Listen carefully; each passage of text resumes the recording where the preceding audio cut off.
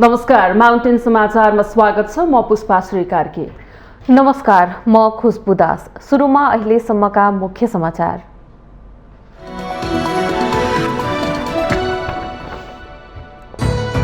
सहमतिका लागि भन्दै स्थगित गरिएको माओवादी केन्द्रको निर्वाचन प्रक्रिया आजदेखि सुरु हुँदै दिउँसो 2 बजेदेखि 3:30 बजेसम्म उम्मेद्वार मनोनयन दर्ताको समय। कांग्रेसका सभापति देउवाबाट 10 जनालाई केन्द्रीय सदस्यमा मनोनित। रामचन्द्र पौडेल, विमलेन्द्र निधि, प्रकाशमान सिंह र कृष्णप्रसाद सिटौला अब केन्द्रीय सदस्य। सभामुख अग्निप्रसाद सापकोटाबाट आजका लागि कार्यव्यवस्था परामर्श समितिको बैठक आह्वान। बैठकले आजै बस्ने प्रतिनिधि सभाको कार्यसूची तय गर्ने। राज्यको हरेक निकायमा महिला प्रतिनिधित्व सुनिश्चित गर्ने नेपाल एकमात्र देश भएको प्रधानमन्त्री देउवाको दावी। नेपालको समावेशी प्रतिनिधित्व प्रणाली अनुकरणीय भएको भनाई। केही शक्तिहरूले मुलुकको दूरगामी यात्रालाई अनुचित रूपमा अल्मल्याउने काम गरेको एमाले अध्यक्ष ओलीको आरोप। आफूलाई संविधानको उपव्यवस्था व्याख्या गर्दै सत्ताबाट हटाइएको जिकिर। भारतको जम्मू काश्मीर स्थित वैष्णवी देवी मन्दिर परिसरमा भागदौड मचिँदा 12 जनाको मृत्यु। घटनामा 20 भन्दा बढी घाइते भएको भारतीय प्रहरीको भनाई। र इङ्ग्लिस प्रिमियर लिग फुटबलमा टोटनह्यामको साँघुरो जित। टोटनह्यामसँग वाटफोर्ड 1-0 गोल अन्तरले पराजित।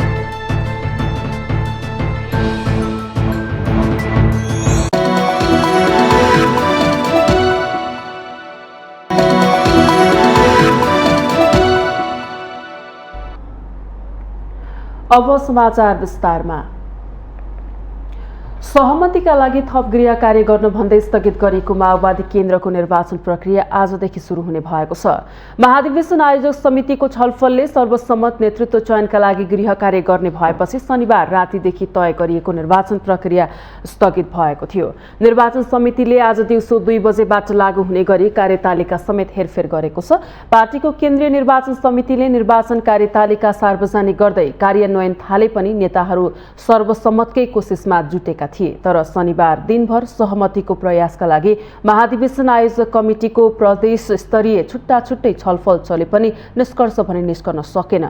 शनिबार दिउँसो 1 बजे सुरु भएको बन्द सत्रमा अध्यक्ष पुष्पकमल दाहालले केन्द्रीय कमिटी सहमतिबाटै चयनका लागि अधिकतम प्रयास गर्ने र सहमति हुन नसके लोकतान्त्रिक विधिबाट चयन गर्ने भन्दै निर्वाचन कार्यतालिका स्थगित गर्ने प्रस्ताव हलमा राखेसँगै सो प्रस्ताव अनुमोदन गरिएको थियो। आज बिहान 11 बजे बस्ने स्थायी कमिटीले सबै प्रदेशबाट आएका नामहरूमा छलफल गर्ने र 1 बजे सुरु हुने बन्द सत्रको हलमा नै केन्द्रीय कमिटीको सूची प्रस्तुत गर्ने तयारी भएको छ। बन्द सत्र पहिले केन्द्रीय कमिटी प्रस्ताव गर्ने र त्यसपछि आइतबार नै केन्द्रीय समितिबाट पदाधिकारी समेत टुङ्ग्याउने तयारीमा माओवादी केन्द्र लागेको छ। संशोधित निर्वाचन कार्यतालिका अनुसार आज दिउँसो 2 देखि 3:30 सम्म उम्मेद्वारको मनोनयन दर्ता, 3:40 बजे उम्मेद्वारीको सूची प्रकाशन, 4 सम्म उम्मेद्वारको विरोधमा उजुरी, 4:10 मा उम्मेद्वारीको विरोधमा परेको उजुरीको सूचना, 4:30 मा उजुरीमाथि छानबिन र निर्णय, 4:40 मा उम्मेद्वारको नाम पुनः प्रकाशन, साँझ 5:30 सम्म उम्मेद्वारको नाम फिर्ता, 4:45 मा उम्मेद्वारको अन्तिम नामावली प्रकाशन र 6:25 देखि 10:25 सम्म मतदान हुनेछ।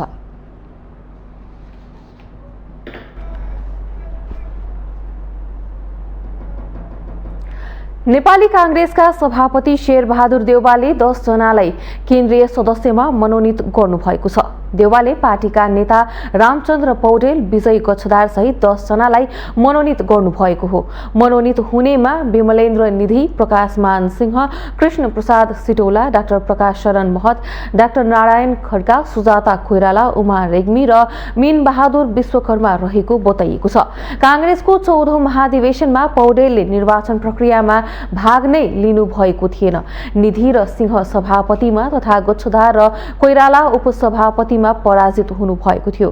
कांग्रेसको विधानले 33 जना केन्द्रीय सदस्य मनोनित गर्ने अधिकार सभापतिलाई दिएको छ। नेपाली कांग्रेसको 167 सदस्यीय केन्द्रीय समिति मध्ये 134 सदस्य भने निर्वाचित भएर आउने व्यवस्था छ।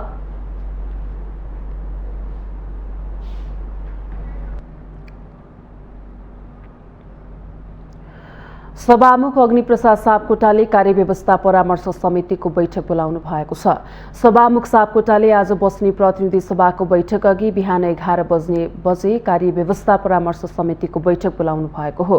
प्रतिनिधि सभाको बैठक आज दिउँसो 1 बजे बस्दैछ। बैठकले प्रतिनिधि सभा बैठकको कार्यसूची तय गर्नेछ। कार्यव्यवस्था परामर्श समितिमा प्रतिनिधि सभामा प्रतिनिधित्व गर्ने सबै दलको प्रतिनिधित्व रहन्छ। प्रमुख प्रतिपक्षी दल नेकपा एमाले विगत लामो समयदेखि संसद बैठक अवरुद्ध गर्दै आएको छ। प्रतिपक्षी दलका सांसदहरूको अवरोधका बीच सभामुखले सांसदका काम कारबाही अगाडि बढाउँदै आउनु भएको छ। कार्यव्यवस्था परामर्श समितिको बैठकमा संसद बैठक सुचारू गर्ने विषयमा पनि छलफल हुने सत्तारूढ दलका सांसदले जानकारी दिएका छन्। संसद सुचारू गर्ने विषयमा सरकार र सभामुखको प्रयास गरे पनि छलफल हुन सकेको छैन। पार्टीले कारबाही गरेको 14 जना सांसदको पद खारेज गरेको सूचना नटाँसेको भन्दै एमालेका सांसदहरूले निरन्तर संसद अवरोध गर्दै आएका छन्।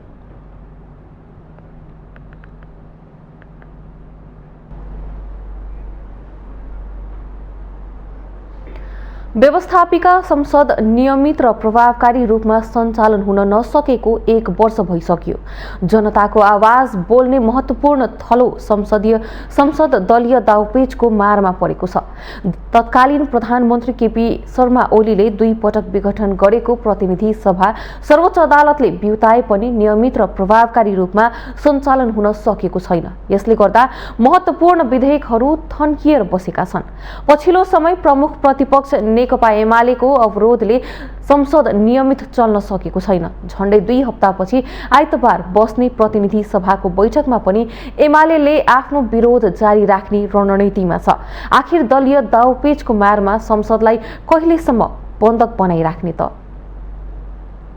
दलीय दाउपेच र राजनीतिक स्वार्थको शिकार भएको कारण अहिले राज्यका महत्त्वपूर्ण अङ्गहरूले प्रभावकारी रूपमा सञ्चालन हुन सकेका छैनन्। न्यायालयको सर्वोच्च निकाय झन्डै 3 महिनादेखि चरम विवादमा छ, जसका कारण सर्वोच्च अदालतमा न्याय सम्पादनका काम अलपत्रमा छन्। विवाद न्यायालयमा मात्र होइन, जनताको आवाज बोल्ने महत्त्वपूर्ण थलो संघीय संसद निरन्तर अवरुद्ध हुँदा जनताको मुद्दा उठाउन सांसदहरूले नपाएको भन्दै सभामुखले सदन सुचारू गर्न अपिल गरे तापनि प्रमुख प्रतिपक्षी दल नेकपा एमालेले भने आफ्ना माग सम्बोधन नभए निरन्तर संसद अवरोध जारी राख्ने बताउँदै आइरहेको छ।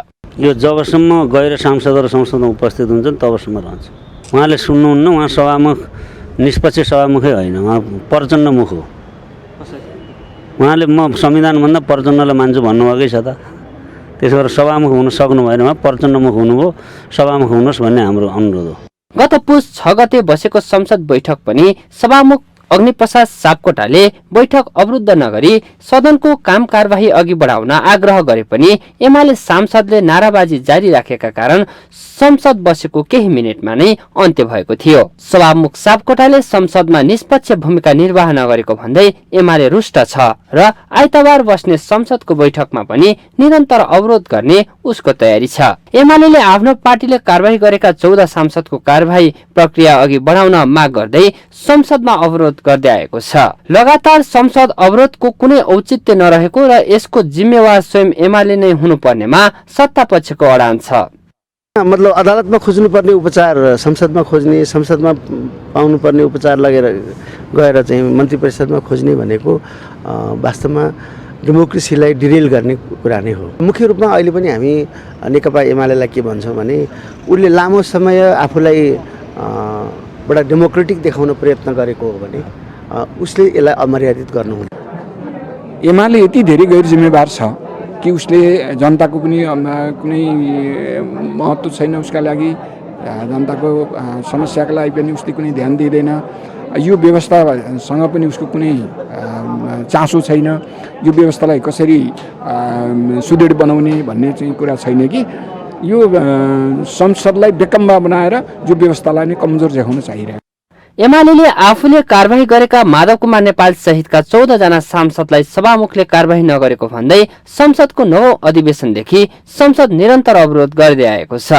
एकीकृत समाजवादीकै विषयलाई लिएर एमाले सर्वदलीय बैठकमा समेत सहभागी हुन नमान्दा संसद मात्र होइन राष्ट्रिय सरकारका विषयमा समेत एकमत हुन सकेको छैन। सरकारका गलत काममा लगाम लगाउने हैसियत भएका कतिपय संसदीय समितिहरू पनि अहिले प्रभावकारी हुन सकेका छैनन्। माउन्टेन टेलिभिजन एचडीका लागि बटुक राजगिरीको रिपोर्ट। माउन्टेन समाचारमा पालो भएको छ विश्रामको।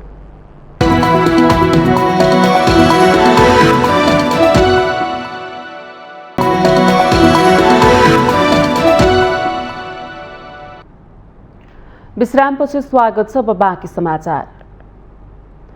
प्रधानमन्त्री एवं नेपाली कांग्रेसका सभापति शेरबहादुर देउवाले राज्यको हरेक निकायमा महिलाको प्रतिनिधित्व सुनिश्चित गर्ने नेपाल एकमात्रै देश भएको दावी गर्नुभएको छ।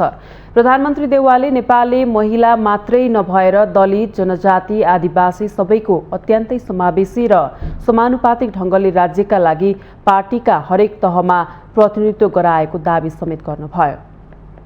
शनिबार प्रधानमन्त्रीको सरकारी निवास बालटारमा सांसद एवं पार्टीकी नेत्री डिला संग्रोलाद्वारा लिखित पुस्तक नेपालीका सपना अधुरैको विमोचन गर्दै उहाँले मुलुकको कार्यकारी तहहरूमा समेत महिलाहरूको प्रतिनिधित्व सुनिश्चित हुने गरी आरक्षणको व्यवस्था गरेर नेपाल र नेपाली कांग्रेस स्वयंले आफूहरूलाई सबै समुदायको पार्टीको रूपमा चिनाएको बताउनुभयो। 33% महिलाहरूलाई चाहिँ आरक्षण दिएको छ। 33% महिलाहरूलाई आरक्षण दिएको छ। त्यति मात्रै होइन, स्थानीय तहसम्म हेर्ने भने 40% महिलाहरूलाई चाहिँ आरक्षण व्यवस्था छ। यस्तै चाहिँ अब राष्ट्रपति उपराष्ट्रपतिमा एउटा महिला, सभामा उपसभामा एउटा महिला लगायत धेरै ठाउँमा चाहिँ महिलाहरूको मेयर, डेपुटी मेयरमा एउटा महिला, त्यस्तै चाहिँ गाउँपालिकादेखि सबै ठाउँमा चाहिँ महिलाहरूलाई हामीले आरक्षण दिएका छौँ, अगाडि बढाएका छौँ।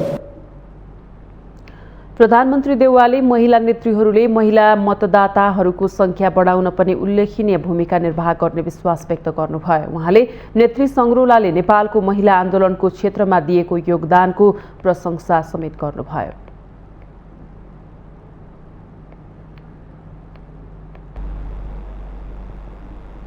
नेकपा एमालेका अध्यक्ष केपी शर्मा ओलीले विकास र समृद्धितर्फ अघि बढिरहेका बेला केही शक्तिहरूले मुलुकको दूरगामी यात्रालाई अनुचित र अनपेक्षित रूपमा अल्मल्याउने काम गरेको आरोप लगाउनु भएको छ। अंग्रेजी नयाँ वर्ष 2022 को अवसरमा शुभकामना दिँदै अध्यक्ष ओलीले एमाले सरकारले मुलुकलाई अस्थिरताको दुष्चक्रबाट बाहिर निकालेर विकासतर्फ अघि बढाइरहेका बेला संविधानको अपव्याख्या गर्दै सत्ताबाट हटाइएको आरोप लगाउनु भएको हो। उहाँले जारी गरेको शुभकामना सन्देशमा सन् 2021 मा केही शक्तिहरूले मुलुकको दूरगामी यात्रालाई अनुचित र अनपेक्षित रूपमा अल्मल्याउने काम गरेको आरोप लगाइएको छ। ओलीले एमाले नेतृत्वको सरकारले मुलुकबाट गुमाइएका भूभाग फिर्ता गर्ने प्रयास, मुलुकलाई विकासको तीव्र गतिमा अघि बढाएर नवनिर्माणको नयाँ युगको थालनी गरेको दावी गर्नुभएको छ।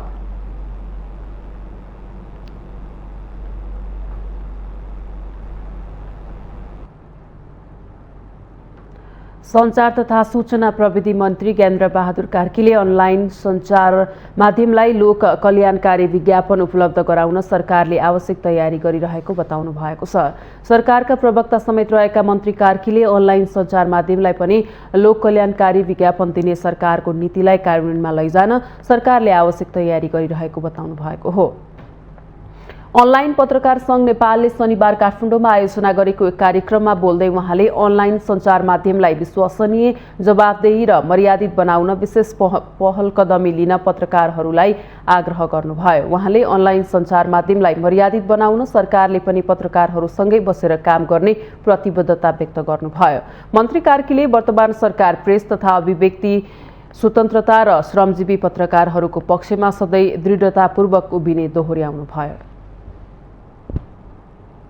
अनलाइन सञ्चार माध्यमलाई अन्य सञ्चार माध्यमहरूको सरह सरकारले लोक कल्याणकारी विज्ञापन उपलब्ध गराउने घोषणा र प्रतिबद्धता व्यक्त गरिसकेको छ।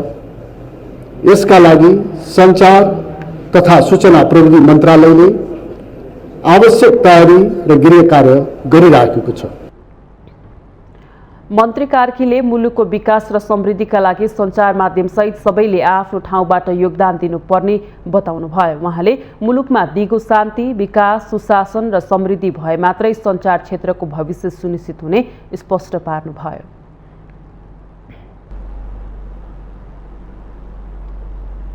जनता समाजवादी पार्टीका राष्ट्रिय अध्यक्ष उपेन्द्र यादवले दलित समुदायको उत्थान र सबै क्षेत्रमा पहुँचका लागि राजनीतिमा सहभागी हुन आवश्यक रहेको बताउनु भएको छ।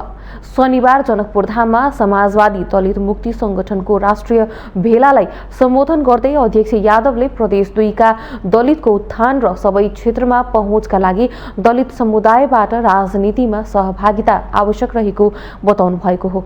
पछिल्लो समयमा निर्वाचन जित्नका लागि ठूलो रकम हुनेले मात्रै सक्ने प्रवृत्ति देखा परेको भन्दै उहाँले दलित निर्वाचन क्षेत्र आरक्षित हुनुपर्ने आफ्नो पार्टीको माग समेत रहेको बताउनुभयो।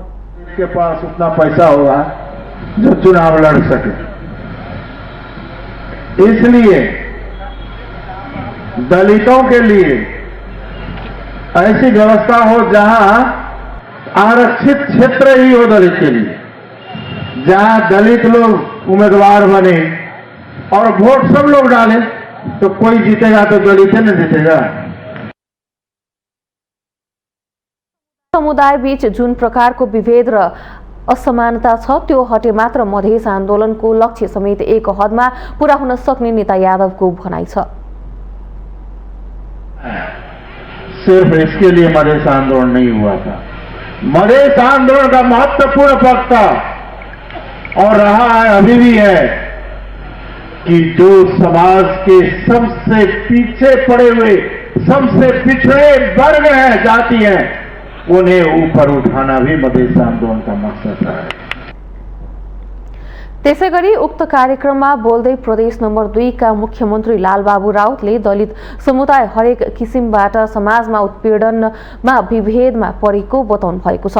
साथै उहाँले विभेदकै कारण दलित समुदायमा एकता र शिक्षाको अभाव रहेको बताउनु भयो। उनके साथ समान व्यवहार नहीं है। इसका कारण हमारे बीच में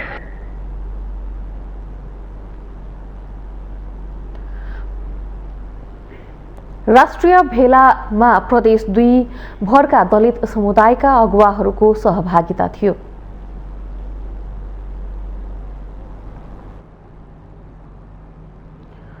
निर्वाचन नजिक आउन लाग्दा प्रदेश 2 मा विभिन्न दलका नेता तथा कार्यकर्ताहरू दलित समुदायमा पुग्न थालेका छन्। दलितको नाममा सभा सम्मेलन तथा अधिकार दिलाउने कुरा गर्दै भोट पाउने आशामा विभिन्न दलका नेता तथा कार्यकर्ताहरू त्यहाँ पुगेका हुन्। चुनावमा भोट माग्न दलित समुदायलाई अनेकौं आश्वासन दिने तर पछि बिर्सने दलका नेता तथा कार्यकर्ताको संस्कारले यसपटक पनि निरन्तरता पाउने देखिन्छ। देश नम्बर 2 मा 18% बढी जनसङ्ख्या भए तापनि दलितको अवस्था निकै दयनीय छ। शिक्षा, स्वास्थ्य र रोजगारीमा मात्र नभई संघीय सरकारले गर्दै आएको कमी कमजोरीलाई प्रदेश सरकारले दोहोर्याउँदै आएको छ। मधेस नै संघीयता र समावेशीको जननी रहेको प्रदेश सरकारले ठोकुवा गरे पनि यस प्रदेशमा मन्त्री, नीति आयोग, लोकसेवा आयोग, कानुनी सहजकर्ता तथा मुख्यमन्त्री बेटी पढाऊ बेटी बचाऊ सञ्चालन 8 सदस्यीय मध्ये एउटा पनि दलित समुदायबाट राखिएको छैन। एउटा पनि दलित महिलालाई त्यहाँ समावेश गराएको छैन। मैले पनि आफ्नो पार्टीमा यो कुरा चाहिँ उठाउँदै गरेको छु कि जबसम्म पार्टीको पोर्टफोलियोमा माथिल्लो तहमा दलित समुदायका व्यक्तिका प्रतिनिधित्व डिसिजन जुन मेकिङ जुन छ त्यहाँ जाँदैन भने त्यो त्यस्तै यो गुलाम र दासको प्रवृत्ति चाहिँ रहँदै रहन्छ। यस प्रदेशका दलितहरूलाई शैक्षिक, आर्थिक, राजनीतिक र सामाजिक रूपमा नै पछाडि पारिएको छ। शिक्षा क्षेत्रमा छात्रवृत्तिको कुरा गर्दा राज्यको सबै निकायमा ब्राह्मण क्षेत्रीको वर्चस्व देखिन्छ। ब्राह्मण क्षेत्री 47%, जनजाति 24%, दलित 17% र अन्य 13% छात्रवृत्ति पाउने गरेको तथ्याङ्क छ। तर दलित समुदायलाई कुनै फाइदा हुन सकेको छैन। दलितहरूमाथि अत्यन्तै निर्मम खालको उत्पीडन, निर्मम खालको दमन शोषण भएको हामीले पाएका छौँ। र यो समस्या हल गर्नका लागि राज्यका सबै निकायहरूसँग नागरिक समाजसँग हामी सहकार्य गरेर यो समस्या हल गर्नका लागि राष्ट्रिय दलित आयोगले सहजीकरण गर्ने कुरा म यहाँलाई अनुरोध गर्न चाहन्छु। प्रदेश 2 मा सबैभन्दा बढी जकडिएको समस्यामध्ये अधिकांश दलितहरूसँग नागरिकता छैन। तराईमा 90% दलित भूमिहीन छन्। बन्दाबन्दीको बेलामा 50% दलितले रोजगारी गुमाएका छन्। अधिकांश बालबालिकाहरूको जन्म दर्ता समेत नहुँदा उनीहरू राज्यको अन्य सुविधाबाट समेत वञ्चित रहँदै आएका छन्। अवस्था प्रदेश नम्बर 2 मा अत्यन्तै दयनीय छ। प्रदेश नम्बर 2 मा मात्र नै देशभरि नै दयनीय छ। खास गरी दलितले उपयोग गर्ने सुविधाहरू अन्य वर्गले पनि उपयोग गरिरहेको छ। तसर्थ यो दलितहरूको मूल रूपमा हेर्ने हो भने जन्मदर्ताका समस्या, नागरिकताका समस्या, अशिक्षा, गरिबी, छुवाछुत जस्ता भेदभावहरू सामाजिक र राजनीतिक पहुँचका अवस्थाहरू निकै दयनीय छ। र यसका लागि प्रमुख रूपमा चाहिँ राजनीतिक दलहरू जुन आफ्ना पार्टीका केन्द्रीय निर्णायक तहहरू हुन्छ त्यसमा दलितहरूलाई राख्न सकिरहेको छैन। नेपालमा कुल गृहस्थ उत्पादनको 1/4 भाग दलितहरूमाथि उत्पीडन र सामाजिक विभेद भएका कारणले देशलाई घाटा भइरहेको विज्ञहरूको भनाइ छ। त्यसैले देशलाई समृद्ध बनाउनका लागि यी 25% दलित समुदायको समृद्धितर्फ सबैको ध्यान जानु आवश्यक छ। माउन्टेन टेलिभिजन एचडी का लागि धनुषाबाट कैलाश दासको रिपोर्ट। राष्ट्रिय सभामा रिक्त हुने सदस्य चयनका लागि निर्वाचन हुने भएको छ। आगामी माघ 12 गते हुने मतदानका लागि शनिबारदेखि निर्वाचन प्रक्रिया सुरु हुने भएको निर्वाचन आयोगले जनाएको छ। निर्वाचन आयोगले मतदाता नामावली प्रकाशन गरेर निर्वाचन प्रक्रिया सुरु गरेको हो। पुस 20 देखि 25 गतेसम्म उम्मेदवारको अन्तिम नामावली, निर्वाचन चिन्ह दिने कार्यक्रम र निर्वाचन आचार संहिता लागू हुने आयोगले जनाएको छ। आयोगले निर्वाचन अधिकृत यसअघि नै नियुक्त गरिसकेको छ भने मतदान स्थल र केन्द्र पनि तय गरिसकेको छ। राष्ट्रिय सभा निर्वाचनमा स्थानीय तहमा 1493 जना र प्रदेश सभामा 532 जना गरेर जम्मा 2025 मतदाता रहेको आयोगले जनाएको छ। मतदानका लागि 8 वटा मतदान स्थलको व्यवस्था गरिएको छ। निर्वाचनमा भाग लिन 12 दल दर्ता भएका छन्। आगामी फागुन 20 मा एमालेका 8, कांग्रेसका 3, एकीकृत समाजवादीका 4 र राष्ट्रपतिबाट मनोनित 1 जनाको कार्यकाल सकिने संघीय संसद सचिवालयले जनाएको छ।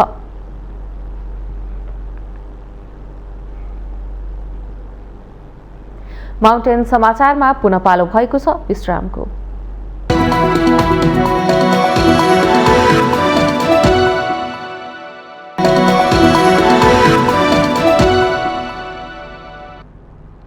विश्रामपछि स्वागत छ। बाँकी समाचार।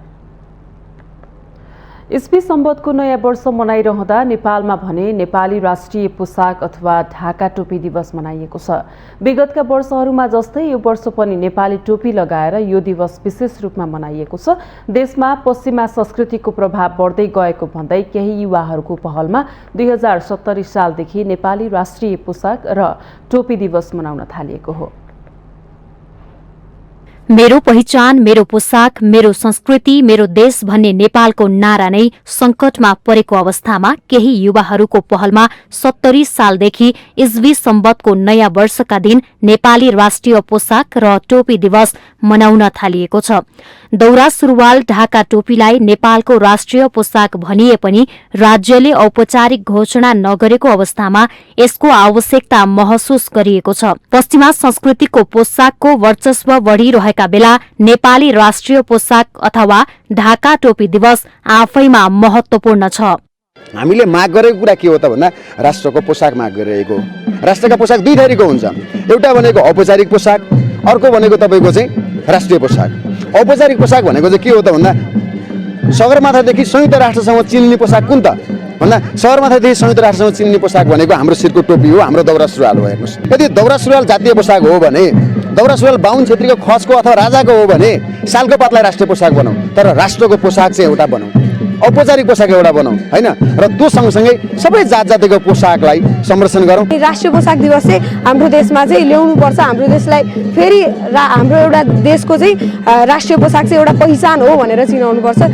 म भन्दा सानो सानो बाबु नानीहरूलाई चाहिँ उहाँहरूलाई पनि म अब प्रोत्साहन गर्छु दौरा सुरुवाल युज गर्नुहोस्, किनभने दौरा सुरुवाल हाम्रो देशको एउटा पोसाक बनाउनुपर्छ। किनभने दौरा सुरुवाल नभइकन चाहिँ हाम्रो देश चाहिँ एउटा अधुरो छ। किनभने दौरा सुरुवाल हाम्रो चाहिँ राष्ट्रिय पोसाक थियो तर हटाइएको थियो, जुन फेरि हामीले फिर्ता ल्याउने कोसिस गरिरहेको। नेपाली राष्ट्रिय पोसाक दिवसको अवसरमा शताब्दी पुरुष सत्यमोहन जोशीले राजनीतिले एकता टुटाउने तथा संस्कृतिले एकता जुटाउने विश्वास व्यक्त गर्नुभयो। यो राष्ट्रिय पोसाकको चाहिँ ज्यादै नै महत्त्व हुन्छ। जस्तै जो मान्छे जस्तै कमाउनु गरे भने आखिरमा उसलाई राष्ट्रियले त्यो भावनाले उसको पहिचान देखाउन सकिएन भने उसले चाहिँ तपाईँको अब हेरिज हुनुपर्छ। आफैले चाहिँ तपाईँको हो म कस्तो किसिमले मैले भुल गरेछु भन्ने कुरा पछि चाहिँ थाहा पाउँछ। मैले कार्यक्रममा पर्यटन मन्त्री प्रेम बहादुर आलेले नेपालका युवाहरूले नेपालमा राष्ट्रिय पोसाक हुनुपर्छ भनेर चालेको अभियानले सार्थकता पाउने आश्वासन दिनुभयो। उहाँले अन्य देशहरूमा जस्तै नेपालमा पनि राष्ट्रिय पोसाक हुनुपर्नेमा जोड़ दिनुभयो। मन्त्री आलेले दौरा सुरुवाललाई नेपाली राष्ट्रिय पोसाक तोक्नका लागि क्याबिनेटमा लैजाने प्रतिबद्धता जनाउनु भएको छ।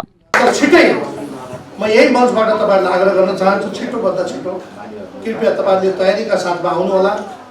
यो आज यो भएको कार्यक्रमको सन्देश म सम्माननीय प्रधानमन्त्रीज्यूलाई पनि म सुनाउने छु र तपाईहरुले पूरा तयारीका साथमा आउनुस्। म मेरो सरकारको तर्फबाट मेरो तर्फबाट यसलाई आधिकारिकता दिनको लागि क्याबिनेटमा यो फाइल लाग्नेछु। नेपाली पोसाकको पहिचान बनाउन सके र प्रवर्धन गर्न सके मात्रै आउँदो पुस्ताले पनि यसलाई अँगाल्ने हो। तसर्थ नेपालमा राष्ट्रिय पोसाकलाई औपचारिकता रूपमै पारित गरिए नेपालको संस्कृति बच्ने थियो कि। माउन्टेन टेलिभिजन एचडी का लागि क्यामेरामा अमर रावतका साथ बिन्दु अधिकारीको रिपोर्ट। विश्वव्यापी रूपमा फैलिएको कोरोना संक्रमणको कारणले थला परेको जनकपुरको पर्यटन क्षेत्र अंग्रेजी नयाँ वर्षमा भरिभराउ भएको छ। अंग्रेजी नयाँ वर्ष मनाउन जनकपुरमा भारतीय पर्यटकहरूको घुइँचो लागेको हो। जनकपुर धामको दर्शन गरेर नयाँ वर्षको सुरुवात सुखमय होस् भन्ने अभिलाषाका साथ जनकपुरमा पर्यटकहरू भरिएका हुन्। शनिबार बिहानैदेखि जनकपुरको जानकी मन्दिर, राम मन्दिर लगायतका धार्मिक मठ मन्दिरहरूमा पर्यटकहरूको भीड लागेको छ। महोत्तरीको जलेश्वर र धनुषाको जटही नाकाबाट भारतीय पर्यटकहरू अत्याधिक रूपमा जनकपुर आएका छन्। जानकी मन्दिरका उत्तराधिकारी महन्त राम रोशन दासले जानकी मन्दिरमा 3 वर्षपछि यति ठूलो संख्यामा पर्यटक आएको भन्दै खुशी व्यक्त गर्नुभयो। 22 को यो नयाँ वर्ष मलाई लाग्छ एउटा यस्तो उत्साहित फेरि आएछ कि मलाई लाग्छ आजसम्म मैले यो भिड यसै पालि हेरेको छु। यो अंग्रेजी वर्ष को नयाँ वर्ष। जनकपुरमा भारतीय गाडीको चाप पनि अत्याधिक बढेको छ।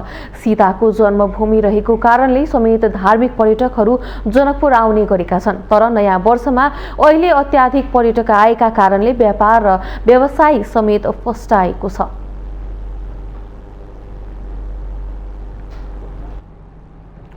सरकारले पूर्ण खोप लगाएको 14 दिन पुगेको र 72 घण्टाभित्रको पीसीआर परीक्षण रिपोर्ट नेगेटिभ भएकालाई घरमै 10 दिन क्वारेन्टिनमा बस्ने गरी नेपालभित्र नै अनुमति दिने निर्णय गरेको छ। यस्ता व्यक्तिहरूले कोभिड-19 सँग मिल्दोजुल्दो लक्षण नदेखिएका अवस्थामा मात्रै अनुमति पाउने पनि सरकारले स्पष्ट पारेको छ। गृह मन्त्रालयले संक्रामक रोग ऐन 2020 को दफा 2 बमोजिम जारी आदेश संशोधनका सम्बन्धमा बैठकको निर्णय कार्यान्वयनका लागि मातहतका निकायलाई लेखेको पत्रमा सो कुरा उल्लेख छ।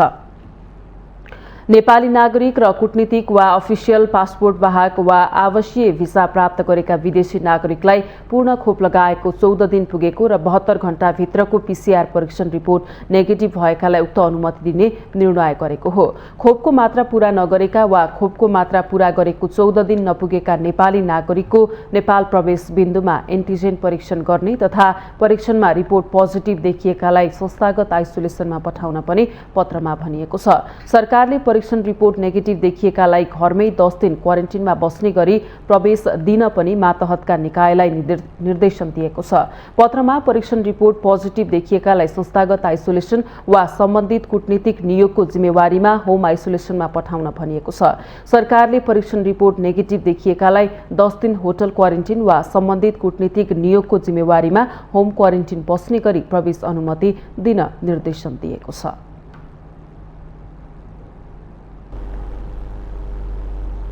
कोरोनाको प्रभाव कम हुँदै जाँदा नेपाली उद्योगहरूको क्षमता उपयोग बढेको देखिएको छ।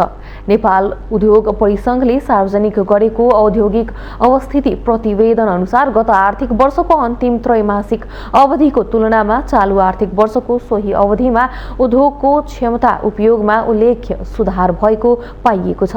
प्रतिवेदन अनुसार चालू आर्थिक वर्षको पहिलो त्रैमाससम्म नेपाली उद्योगहरूले आफ्नो कुल क्षमताको 70.5% उपयोग गरेका छन्, जुन गत आर्थिक वर्षको अन्तिम त्रैमासिक अवधिमा 64.8% थियो। अध्ययन अनुसार उत्पादनमूलक उद्योगहरूको आयमा पनि सुधार भएको छ। अध्ययनले अहिले पनि 61.8% उद्योगले ऊर्जाका लागि जेनेरेटर सञ्चालन गर्ने गरेको देखिएको छ। यसले उद्योगको लागत मासिक 5%ले बढाएको पनि अध्ययनले औल्याएको छ। यसैगरी उत्पादनमूलक उद्योगहरूले चालु पुँजीको 54.1% बैंक तथा वित्तीय संस्थाबाट ऋण लिएको अध्ययनले देखाएको छ। हामीसँग आर्थिक अन्तर्राष्ट्रिय र खेल समाचार बाँकी नै छन्। माउन्टेन समाचारमा पुनः पालो भएको छ विश्रामको।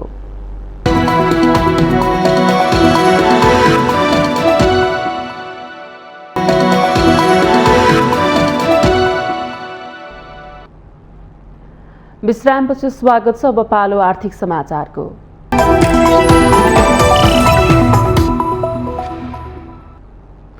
नेपाल राष्ट्र बैंकको विदेशी विनिमय व्यवस्थापन विभागले भारतबाट वस्तु आयात गर्दा लाग्ने प्रतिपत्र एलसी रकमको सीमा घटाएको छ।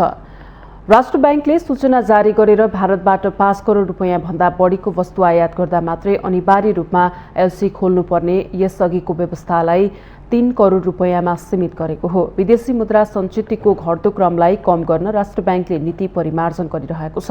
यसै क्रममा भारतीय मुद्रामा खोलिने एलसीको सीमा पनि घटाइएको हो। नेपालको कुल व्यापारमा झण्डै 60% हिस्सा भारतसँग छ। रेमिट्यान्स लगायत कारण चालू खाता र सुधान्तरण स्थिति घाटामा रहेको र विदेशी मुद्रा सञ्चित पनि लगातार घटिरहेको अवस्थामा राष्ट्र बैंकले एलसी रकमको सीमा घटाएको हो। विद्युतीय भुक्तानी प्रणाली लागू भई विद्युतीय माध्यमबाट मात्रै भन्सार राजस्व लिने व्यवस्था भएका भन्सार कार्यालय मार्फत हुने आयातको हकमा चेक जारी गर्न नपाइने व्यवस्था पनि राष्ट्र बैंकले यसअघि नै जारी गरिसकेको छ।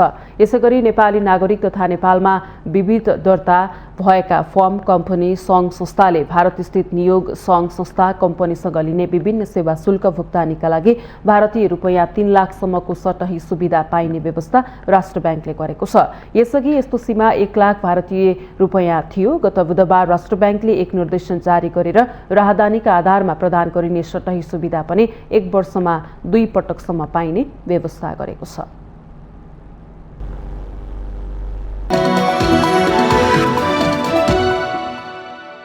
यो सँगै हामी माउन्टेन समाचारको अन्त्यमा आइपुगेका छौं। जाँदा जाँदै मुख्य समाचार पुनः एकपटक।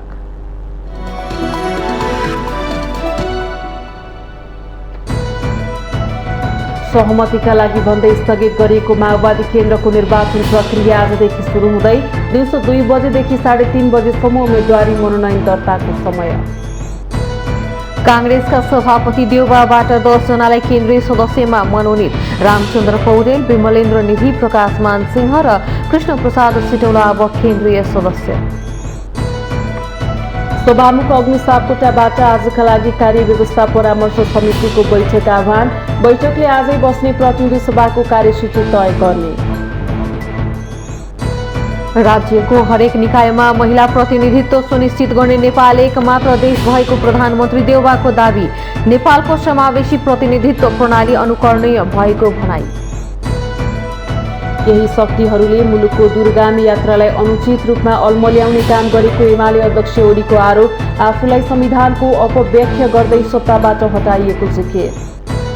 भारतको जम्मू कश्मीर स्थित वैष्णो देवी मन्दिर परिसरमा भागदौड मचिँदा 12 जनाको मृत्यु, घटनामा 20 भन्दा बढी घाइते भएको भारतीय प्रहरीको भनाइ। र इङ्ग्लिस प्रिमियर लिग फुटबलमा टोटनहमको सागुरो जित, टोटनसँग वाटफोर्ड 1-0 गोल अन्तरले पराजय।